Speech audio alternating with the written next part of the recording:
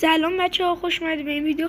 بچه ها اگه تو بازی خیلی نوب بودم دیگه به خاطر این بود که الان یکی باخته بودم که قضیهش رو میگم الان و اصلا خوب بود، نمیدونستم قشنگ درست بازی کنم. یکم گوشیم وسط بازی لگ میزد، خودتون ببینید متوجه میشین.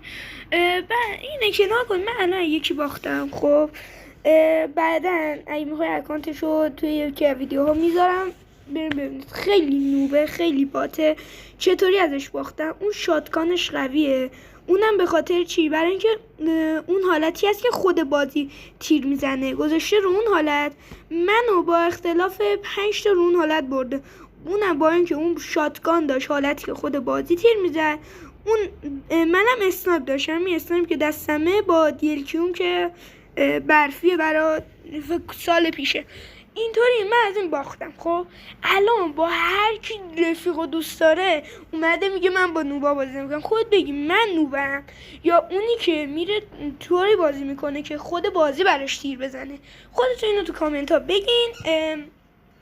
و اینکه شادایی هم که خوب زدن دیگه، اونا همونم هرسی بودم، وگرنه من خیلی اسنایپم بهتره.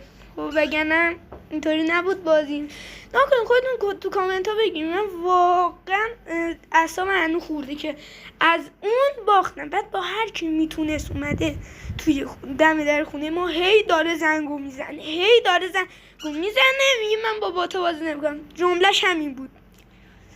نکن رفته نصف پسرای پارکو جمع کرده، یکی نوبتر اومدن جلو در خونه ما اینو میگن. دقیقا رو حالت که خود بازی تیر میزنه. بعد تازه چند انگشته بازی میکنه، 2 انگشته. نکن بعد خودش هم تیر نمیزنه. اینطوریه که خود بازی تیر میزنه دیگه. خودتون ببین کی نوبتره. الان خواهر من که کوچیکتر از اون 3 سال، اون خودش تیر میزنه، بازیش همین بهتره. خب دیگه اینو خودتون بگین دیگه. و تا ویدیو دیگر خدا نگهدارتان باشد.